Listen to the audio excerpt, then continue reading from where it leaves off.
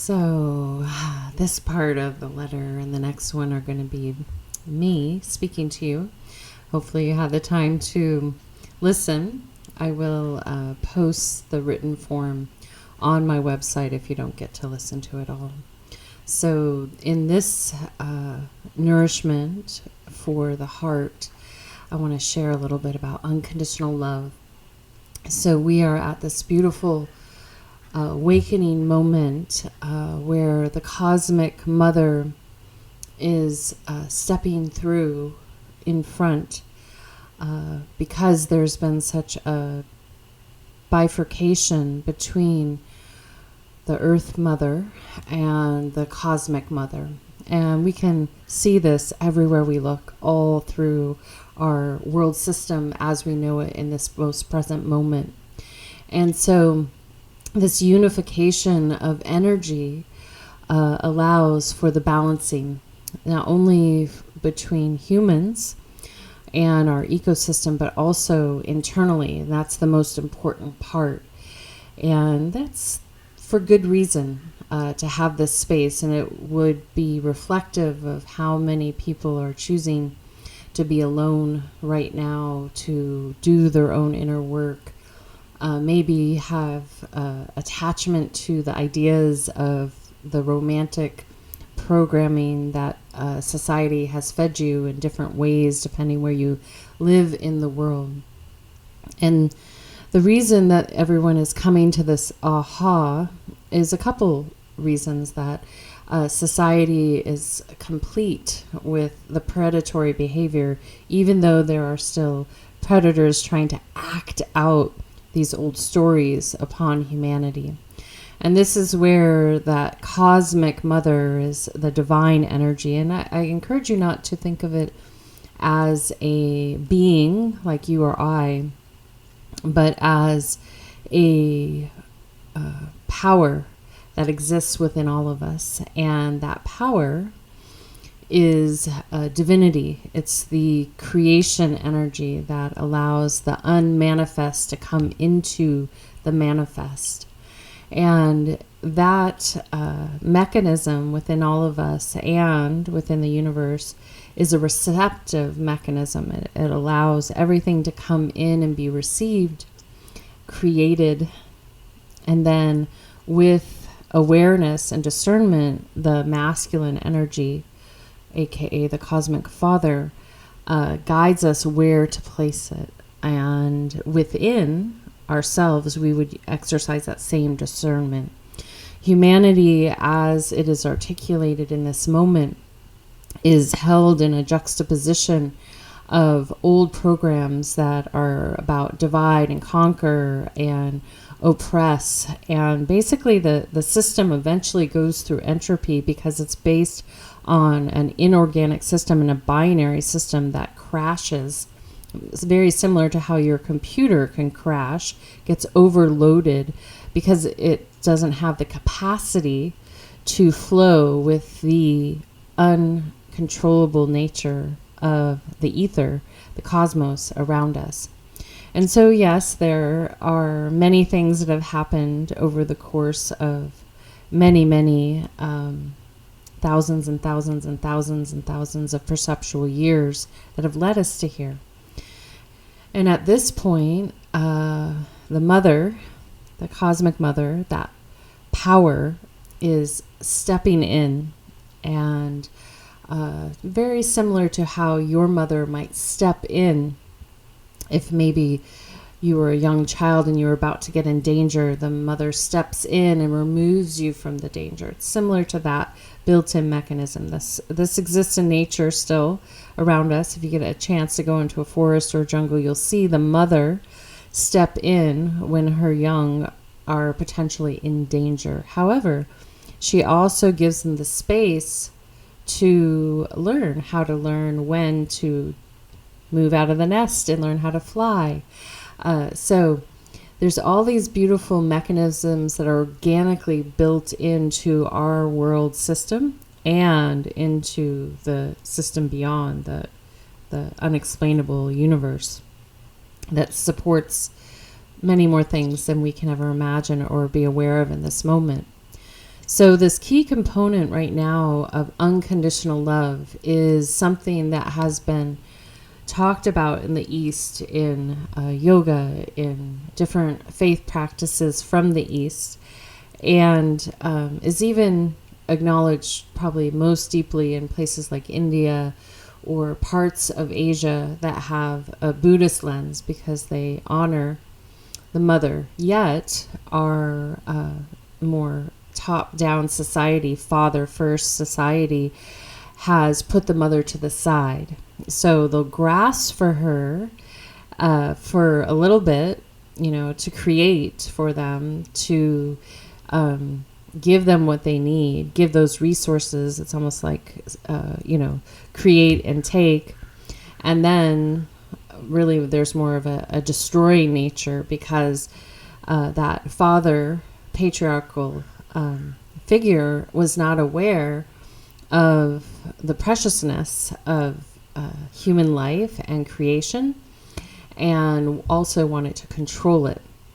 And so we've been under this like long karmic cycle in this dance of really something taking and stealing from creation, and then from there, rather than giving with discernment, really trying to hoard and control with what one has. So in our society right now, that word power would be more top down from a masculine, artificial masculine approach, but it's not really that. The power exists within each and every one of you, irregardless of your biological form.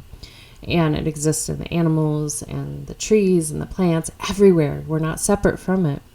However, this mechanism that we were destined all to experience really has attempted to control this creation cycle. And their key component was to really put the mother aside, devalue her, place themselves in a role of superiority and top down. However, what humanity is remembering, and part of that's because of the power coming in from the cosmic mother, which is, if we have to have hierarchy, is more powerful than the entities that have attempted to control humanity. And that mother is stepping in because we are out of bounds, and it's not out of bounds on even how we're handling our ecosystem, because many are cluing into that. If we take care of our ecosystem, it'll continue to regenerate. We're out of bounds with how we have treated one another. We've become more and more predatory, not even from the top manufactured patriarchal father, but in between human to human. And so the mother energy, the mother that you were born to through a womb, through a physical womb, not an artificial womb, a real womb, you were afforded this unconditional love. And even if she didn't have the capacity, based on where she was born in this generational domino game that we have ourselves in, she gave you unconditional love to her level of capacity. And at minimum, she gave you life. And so as we step into this unconditional space, again, especially if you're in your northern hemisphere, you're at this destined cosmic moment to like receive the cosmic mother and to receive the yin back. And as you do that, you start to remember. You remember the importance and the sacredness of the mother, the earth mother, the cosmic mother, and your maternal mother, and all your ancestry of the women. Because there was a moment that the women were generating everything, even without man. That will become more and more prevalent. The understanding of that will become more prevalent, not through something you read or pull up on the internet. You'll have a remembrance of it. And with that, there can be a lot of emotions. So also at this tipping point that we have right now is that we get to sit across from grief and anger. In Chinese medicine, these are the emotions that are allocated within the system. And remember, Chinese medicine, Ayurveda, they're a system.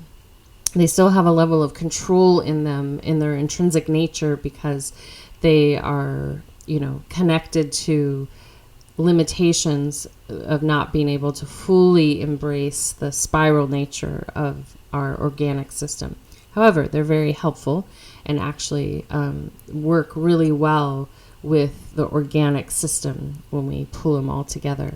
So right now in Chinese medicine, you're, as they've called it out, thousands and thousands and thousands of years before here, longer than you can imagine, and that would actually be called something else way beyond here, is anger and fear. And these are two things. When we lose something, we feel both these. If someone perceptually, we lose them to being in our life, whether it's they enter the death birth gateway or they leave your life, you're going to go through some grief and anger. That those things work hand in hand.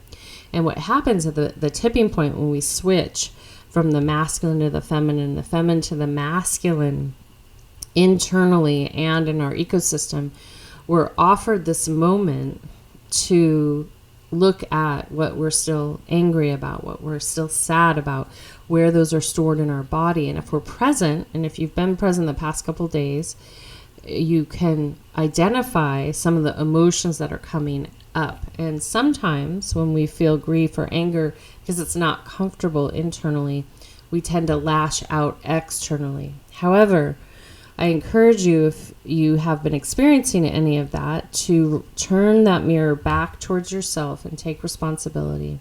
And then also welcome yourself to be held by the unconditional love of the mother. And that mother held you to the best of your ability, your mother, through your life. And your destined incarnation, no matter what generation it was the perfect medicine for you in your eternal development. And so the beautiful thing right now, when we get to meet and remember the cosmic mother, where she steps forward and the inorganic father is going to retract, and then shortly thereafter the organic father energy will step forward. And so in yoga we call this a union, an inner union, the yin and the yang, the masculine and the feminine, those two. And that's why, like in Tibetan Buddhism, the deity yoga, there's the balancing between these two forces of the masculine and feminine, not to be confounded by the rudimentary and really barbaric understanding of the sacral energy. Right now, remember, we're at the base, like kind of like the mucky part of our descent into what humanity has become. And now we get to rise up out of that. And if you're ready, it's time to open up your heart, release the grief, release the anger, and welcome home your understanding of this relationship to something that you haven't really been allowed to have a relationship with in this lifetime. And so as you do that, you'll be welcoming home your ancestral grandmother, great-grandmother, all the way back beyond there to the cosmic mother. And that mother is ready to hold you unconditionally and also be firm with you where you need to maybe get yourself out of danger, maybe bring yourself out of delusion. And she will hold you with unconditional love and compassion while you do that. Yet she's not going to enable you. That has been the dance of the predatory dance that we've been in with one another, enabling, and keep going round and round and round. So it's a beautiful time. So if you're inspired in this moment, I encourage you to take a pause and to see what has been arriving the past few days or months, whenever you meet this, sit down and see what's been arriving. It'll be the perfect time. And then notice where that grief and anger is and where you're ready to release it, transform it, take responsibility, forgive yourself. And as you do that, then you'll be able to show up stronger, with more strength, and a willingness to receive your mother. All right. With that being said, I want to thank you for listening to this part, and then let's go into the mind in the next segment below.